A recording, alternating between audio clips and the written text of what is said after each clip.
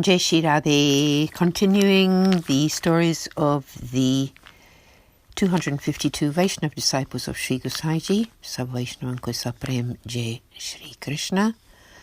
Aaj ke Anand ki Jai Ho. Varta 74, day number 98. The story of Vagji, a Rajput from Gujarat. Bhav Prakash. Vagji is a devotee of Rajasi disposition. His name in the eternal Leela is Charumati.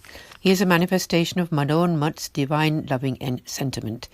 She has one Sakhi whose name is Charumukhi. She is born as Vagaji's wife and they have a lot of love for each other. They are both very close Sakhijis of Sri Thakurji.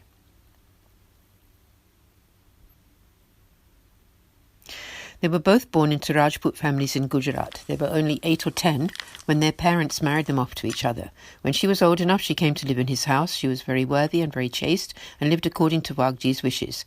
When he reached the age of 20, he became an employee of the local ruler, and once when Sri Gosaiji was travelling to Dwarkaji, he stopped and made camp in Vagaji's village. Vagaji saw that there were many men and horses in his entourage and asked, "Who's king? Is this the army? Where is that king?" One Vrajvasi replied, "This is not the entourage of a king, but rather of the greatest king of all kings, a great scholar and the guru of the whole wide world. Many, many kings are in his service." Vagji asked, "What is his name and where does he live?"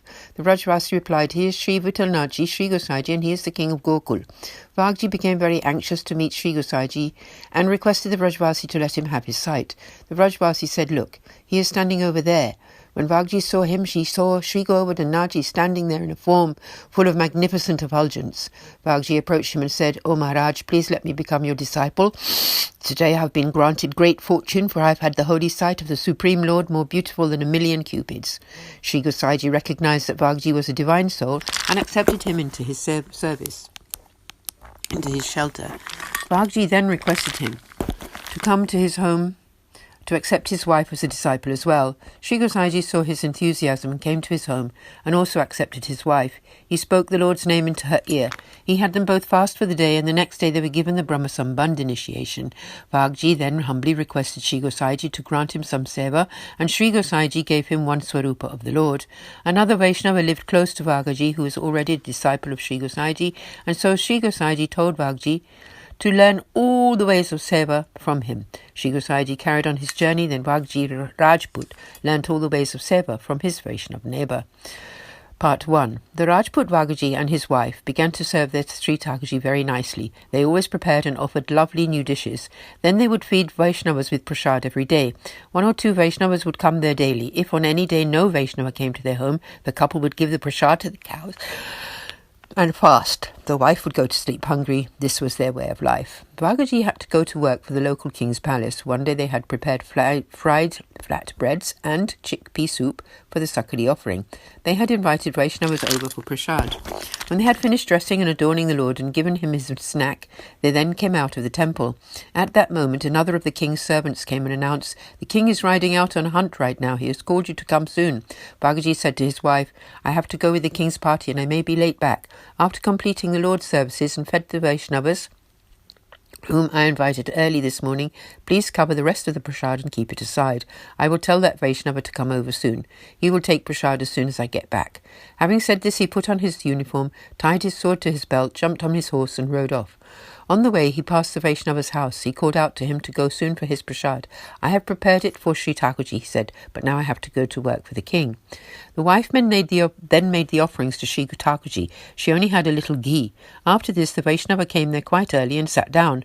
Then Sri Thakurji said to Vagaji, even though he was riding out with the king, I had the breads you prepared for me, but there was so little ghee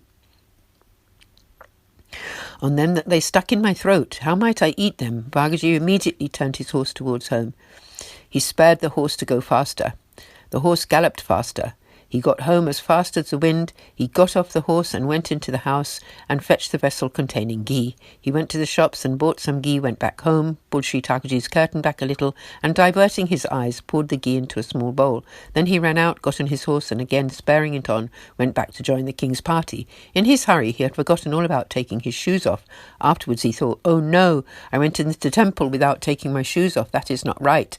The Vaishnava who was sitting there saw that Vagji had gone into the temple without removing his shoes. shoes. He found this behaviour unacceptable, he thought. Up till now I did not know that they were like this. Now I know I shall no longer partake of prasad from them. He got up without saying anything and left. Afterwards he went home and told his wife everything. He told her, "If Vagaji or his wife come here to call me, please tell them I have already taken prasad and gone to another village for some work." Meanwhile, Vagaji's wife knew none of this.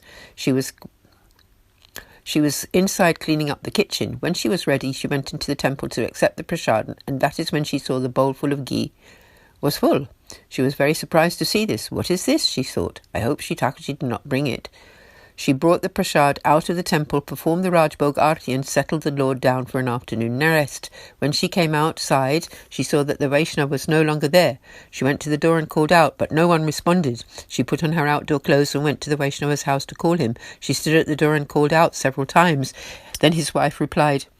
He had to leave very quickly for some work, so he had his Mahaprasad before he left. Vagaji's wife went home and finished off some other seva after storing the prasad. Vagaji Rajput came home at the time of the afternoon utap and seva. He asked her, "Did the Vaishnava have his prasad?" The wife said he had not. She said, "But he was already sitting here. I saw him then, but when I went in to accept the offerings back as prasad, he was not here. Having made the arti and settled the Lord down to his siesta, I went to his house. His wife said that he had to go out of town and had had his Mahaprasad before leaving. I then stored the prasad. One thing I don't understand is how the bowl of ghee came to be full. I don't know who put it there." Vagji piped up. "Sri Thakurji told me that the breads were too dry and were sticking in his throat due to the lack of ghee. I came back immediately and filled it up. Then I got back on my horse.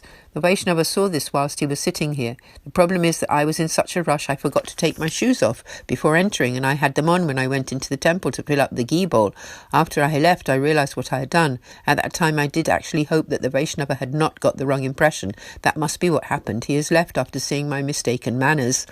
Then Vagji again went to that Vaishnava's house to call him. He was not yet at home. His wife said, "He is not back yet. I am not sure exactly where he has gone. He did not say when he would be back." Vagji came home. After this, Sri Thakurji took rest. When all the seva was completed, the wife said, "Well, we have given this prasad to the cows. We shall have to give this prasad to the cows." They did just this and again went off to sleep without eating. Vagji told his wife off. "Why did you offer so little ghee? Because of that alone, Sri Thakurji had to come out and call me, and all of this problem arose." The wife said, "I thought I had offered as much as I usually do. I did not realise it was insufficient." Bhav Prakash. This story informs us that we must be very careful in the execution of seva and celebrations. One should be very careful to always have the right amounts ready. There should be no lack. Otherwise this can cause Sri Thakurji to be troubled. So we're going to pause the reading of this Varta 74 here for today, and we'll continue tomorrow. Aaj ke Anand ki jai ho, sab Vaishnavan ko jai Shri Radhe, Jai Shri Krishna, Shri Radhe.